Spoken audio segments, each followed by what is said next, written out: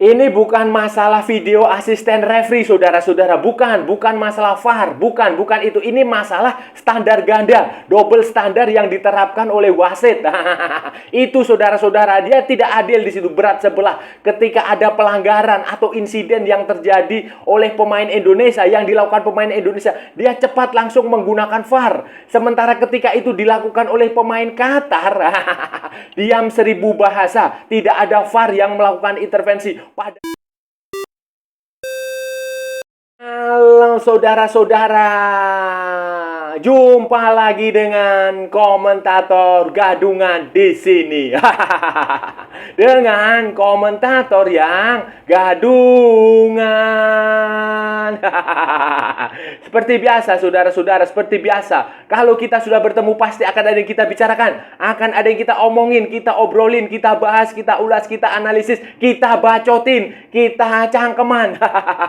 Tentang sepak bola di seputaran Asia Tenggara, di negara-negara tetangga, negara-negara jiran, negara-negara serumpun Indonesia, Malaysia, Thailand, Vietnam, Laos, Myanmar, Brunei, Darussalam, Timor Leste, Kamboja, Singapura, Filipina, Wakanda, Konoha, negara api, negara angin, negara air, dan sekitarnya. Semua akan kita bicarakan secara fair, secara jujur, secara adil, tanpa muatan politik, kebencian maupun provokasi, saudara-saudara. Semuanya berdasarkan fakta dan bukan klaim semata, baik yang sudah lama maupun yang terkini.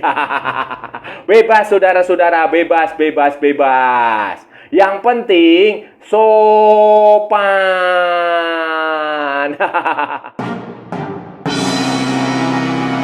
Begini saudara-saudara, jadi begini pertandingan Piala Asia U23 yang dijalani Indonesia itu dengan Qatar di Jassim bin Hamad Stadium. Pertandingan pertama grup A hari Senin malam itu berakhir dengan kekalahan Indonesia, saudara-saudara. Indonesia menyerah 2-0 melalui Khalid Ali Sabah itu penalti, dan melalui Mohamed Al-Rawi tembakan bebas. Gol pertama di menit ke-45+1 ya, di babak pertama mau selesai. Sementara gol kedua itu di awal-awal babak kedua di menit ke-54, saudara-saudara.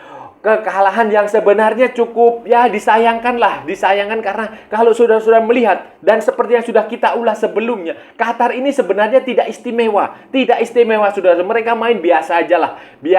Indonesia juga mampu menyerang mereka kerepotan menghadapi Indonesia. Mereka juga melancarkan serangan juga ya, tidak terlalu bahaya. Pertahanan Indonesia itu masih bisa membendung, masih bisa mengatasi. Kemudian Indonesia juga melancarkan serangan. Bahkan kalau saudara-saudara lihat itu statistiknya itu sebenarnya ball possession-nya itu lebih banyak Indonesia, saudara-saudara. Lebih banyak Indonesia, saudara-saudara. Ball possession-nya lebih banyak Indonesia. Kemudian sejumlah serangan juga Indonesia itu sebenarnya cukup dominan, cukup bisa melancarkan serangan lah. Indonesia itu punya 8 tembakan ke gawang, saudara-saudara. Penguasaan bolanya itu mencapai 56%. Operannya itu Indonesia mencapai 370 operan dengan akurasi passingnya itu 78%.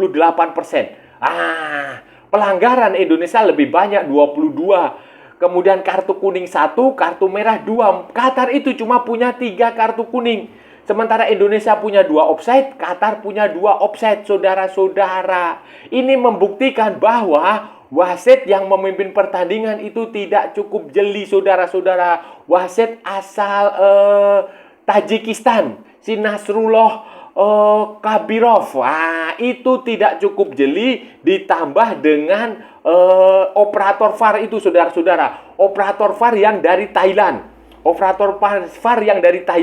Yang kalau saudara-saudara ingat itu dia juga memimpin pertandingan Piala Asia 2023 ketika Indonesia dikalahkan oleh Irak lewat ada insiden kontroversial di akhir babak kedua itu, namanya Sivakorn Udon, saudara-saudara. Ini perlu dipertanyakan, saudara-saudara, perlu si wasit dan si operator VAR ini perlu dipertanyakan. Nasrullah Kabirov dan si Sivakorn Udon ini perlu dipertanyakan. Kenapa? Karena begini, ketika insiden melibatkan pemain Indonesia, ketika pelanggaran terjadi dan dilakukan oleh pemain Indonesia, wasit ini segera berkonsultasi dengan VAR, atau VAR segera memanggil wasit untuk melakukan konsultasi. Itu saudara-saudara yang terjadi. Sebaliknya ini ya, sebaliknya ini fakta ya. Fakta ini bukan analisis, bukan klaim, bukan opini, bukan, ini fakta. Sebaliknya ketika pelanggaran dilakukan oleh pemain Qatar, itu tidak ada VAR yang diintervensi. Tidak ada operator VAR tidak memanggil wasit untuk melakukan intervensi. Tidak ada penilaian menggunakan VAR. Ini tidak jelas berat sebelah, saudara-saudara. Jadi yang bermasalah bukan video asisten referee, bukan teknologinya, tetapi oknumnya, wasitnya dan operatornya yang tidak adil.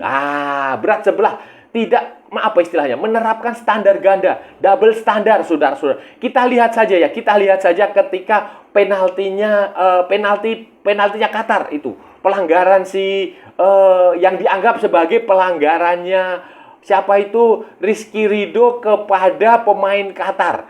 Pemain Qatar namanya Mahdi Salem. Itu di dalam kotak. Itu kan bola sebenarnya waktu insiden itu kan wasit itu sebenarnya memberikan pelanggaran untuk pemain Qatar. Pelanggaran untuk pemain Qatar, saudara-saudara. Tetapi kemudian operator VAR melakukan peninjauan dan akhirnya berubah. Rizky Ridho kartu kuning, pelanggaran itu berubah menjadi penalti. Padahal kalau saudara-saudara itu bola 50-50, saudara-saudara. Bola 50-50, semuanya melihat ke bola. Jadi Rizky Ridho tidak ada usaha untuk melakukan pelanggaran kepada si Mehdi, siapa tadi? Si Mehdi itu.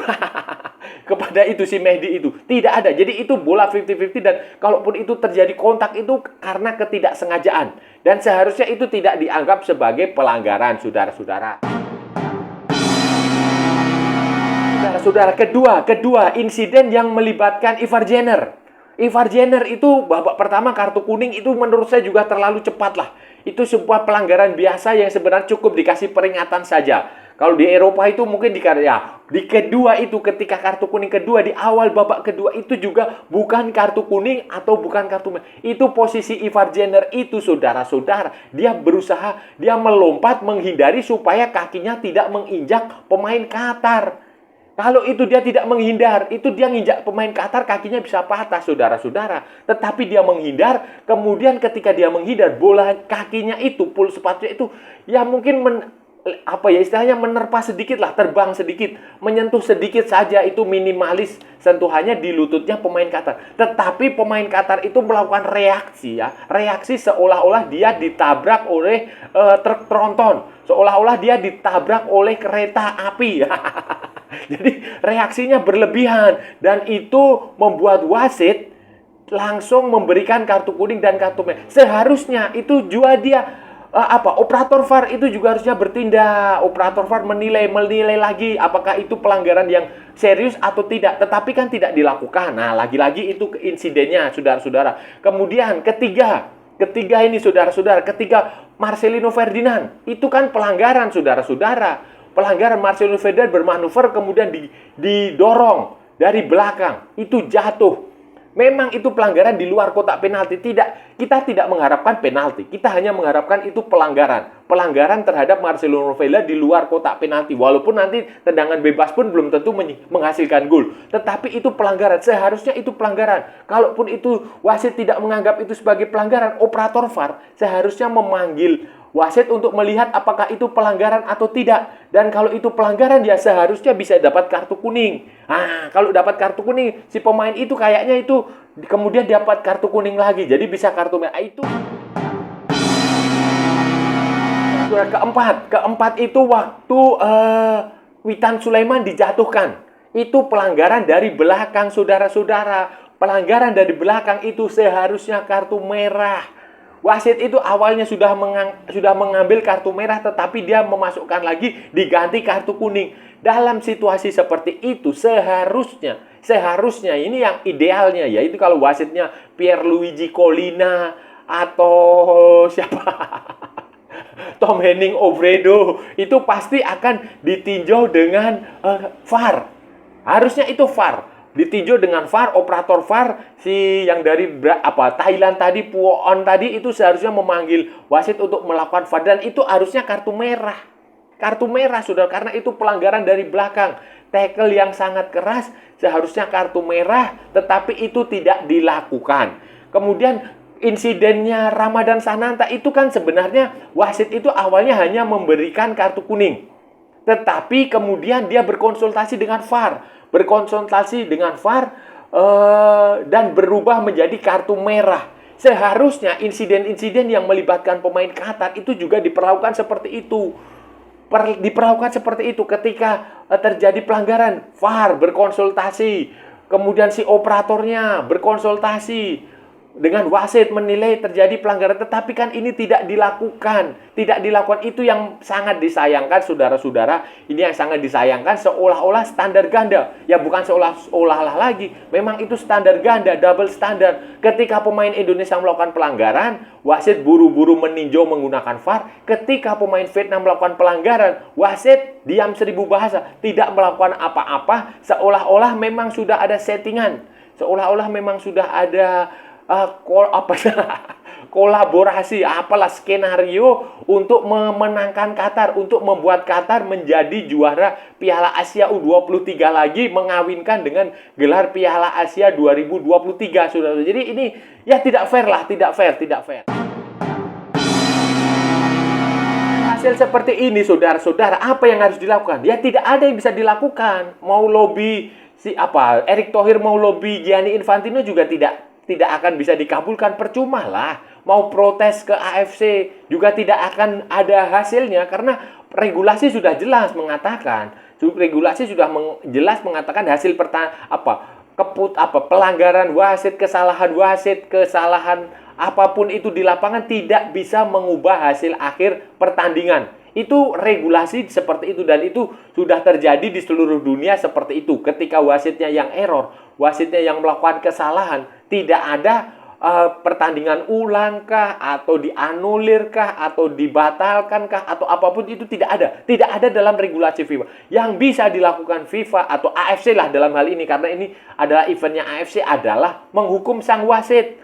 Hukum skorsing, diparkir, tidak diizinkan memimpin pertandingan berikutnya, bisa. Atau biasanya denda, enggak ada denda, wasit tidak denda, dia hanya biasanya diskorsing saja. Skorsing 1 pertandingan, 2 pertandingan, dia tidak digunakan atau dipulangkan dari turnamen. Itu kalau nanti berdasarkan penilaian tim panel dari Komisi Wasit AFC, kesalahan si Nasrullah ini benar-benar berat. Kesalahan si operator VAR-nya itu benar-benar berat. Tetapi saya tidak yakin itu akan dilakukan.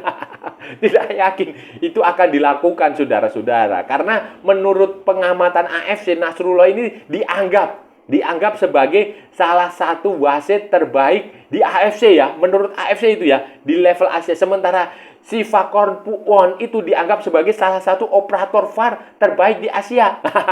Itu jadi saya pesimistis, kalaupun Indonesia akan protes atau apapun lah itu namanya, akan pesimistis kalau si Nasrullah Kabirov dan si Fakorn Poudon itu akan mendapatkan hukuman. Tidak akan. Dan jangan berharap, saudara-saudara, jangan berharap, apalagi berharap Erick Thohir akan melakukan lobby. Tidak ada itu.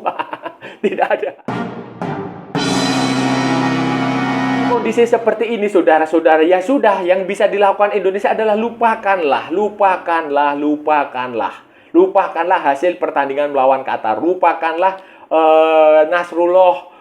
si Nasrullah Kabirov ini, lupakanlah si Fakorn Poudon ini, saudara, lupakanlah kekalahan, karena fokus ke pertandingan berikutnya melawan Australia.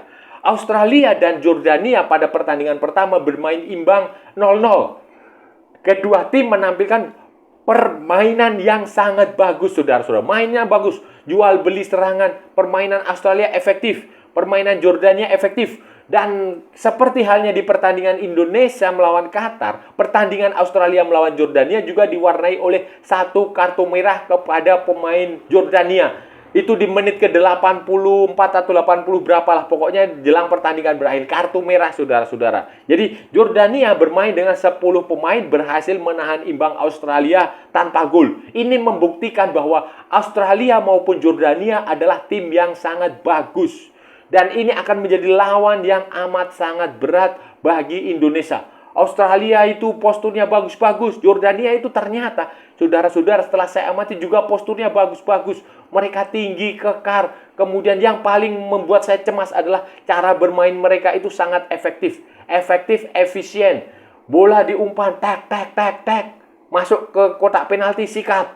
tek, masuk ke area penalti, sikat. Kayak begitu. Tidak terlalu lama membawa. Sebenarnya Indonesia juga bermain dengan cara yang cukup efektif waktu melawan Qatar. Umpan 1-2 sentuhannya hidup. Pemain tidak terlalu lama menggiring bola. Walaupun ada 1-2 kesempatan ketika pemain mendribble bola. Tetapi tidak banyak. Itu sudah cukup bagus. Tetapi saudara-saudara, ini Australia, ini pertandingan kedua nanti hari Kamis.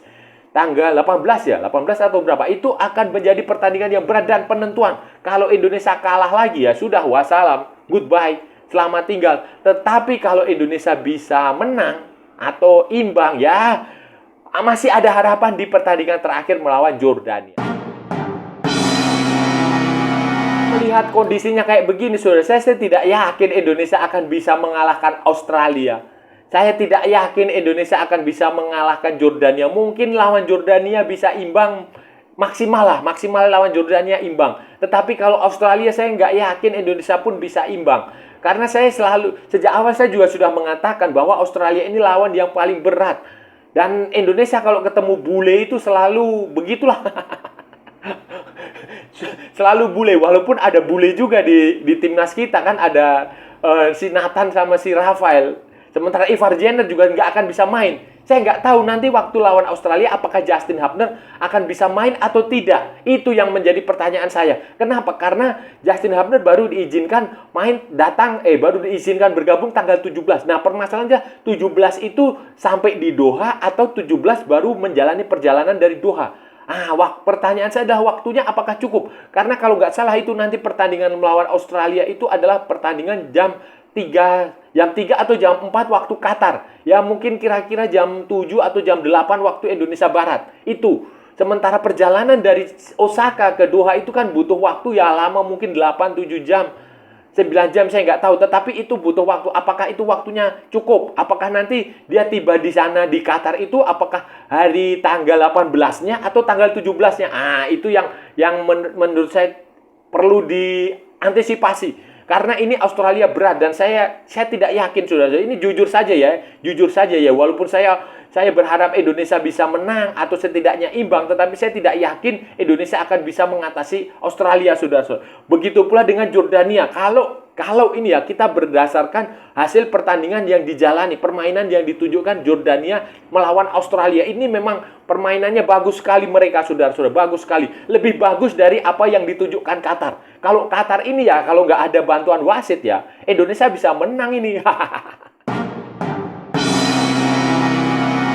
Saudara-saudara, itu tadi pembahasan kita hari ini, saudara-saudara. Kita sudah bicara panjang lebar tentang dari A sampai Z, dari utara sampai selatan, dari barat sampai ke timur, dari Sabang sampai Merauke, dari Pulau Rote sampai Pulau Miangas. Kita sudah membicarakan tentang hasil pertandingan tim nasional Indonesia U23 melawan Qatar pada pertandingan pertama Piala Asia U23 di Doha, saudara-saudara, hari Senin malam. Dan kita tadi sudah membahas bagaimana keputusan kontroversial wasit, sejumlah kejadian insiden yang tidak baiklah dilakukan oleh wasit Nasrullah Kabirov dari Tajikistan dan operator VAR, operator video asisten referee itu orang Thailand, Sivakompu Udon. Sivakompu Udon itu juga adalah operator VAR yang waktu Piala Asia 2023 memimpin Indonesia melawan Irak. Sekarang dejavu lah ini. Histoire se répète.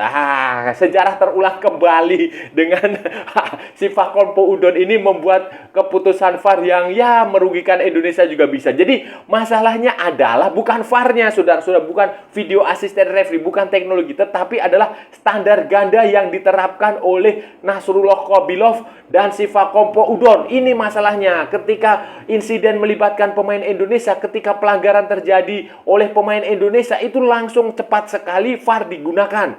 Lihat saja waktu Ivar Jenner, Rizky Ridho, kemudian yang terakhir itu ketika Ramadan Sananta di kartu merah. Itu kan semuanya intervensi VAR. Sebaliknya, coba lihat ketika pelanggaran terhadap Witan Sulaiman, itu kan harusnya VAR juga dinilai, tetapi tidak dilakukan. Pelanggaran terhadap Marcelino Ferdinand, itu seharusnya juga kalau mau fair, kalau tidak berat sebelah itu ya ada peninjauan VAR, tetapi kan faktanya tidak. Ini yang saya maksud, wasit tidak adil di sini, berat sebelah, bukan tentang teknologinya. Teknologinya kita harus dukung, tetapi penerapan teknologi itu, man behind the gun, itu yang jadi masalah, saudara-saudara. Dan ya sudah, tidak ada yang bisa dilakukan Indonesia selain fokus di pertandingan kedua melawan Australia, harus bangkit, harus menang. Harus menang, ya apapun caranya harus menang lawan Australia, dan terakhir lawan Jordania, walaupun itu berat sekali, saudara-saudara. Dan saya rasa sudah cukup ya pembahasan kita hari ini. Kalau ada salah-salah ya mohon maaf, namanya juga gadungan. Tetapi kalau benar, saudara-saudara, berarti sebuah kebenaran. Kalau saudara-saudara merasa channel ini bermanfaat, berguna, menghibur, menginspirasi, silahkan like, share, and subscribe. Tetapi kalau tidak, saudara-saudara, abaikan saja, skip. Jangan ditonton, tetapi jangan juga di-report. Kasihan saya, saudara-saudara. Ikuti juga akun media sosial Komentator Gadungan, ada di Instagram, ada di Facebook, ada di TikTok yang bukan TikTok Shop, saudara-saudara. Oke, sampai bertemu lagi di edisi-edisi berikutnya dengan tema-tema yang jauh lebih tidak bermanfaat, dengan tema-tema yang jauh lebih tidak berguna, dengan tema-tema yang jauh lebih konyol, dengan tema-tema yang jauh lebih membagongkan. Salam olahraga dan merdeka!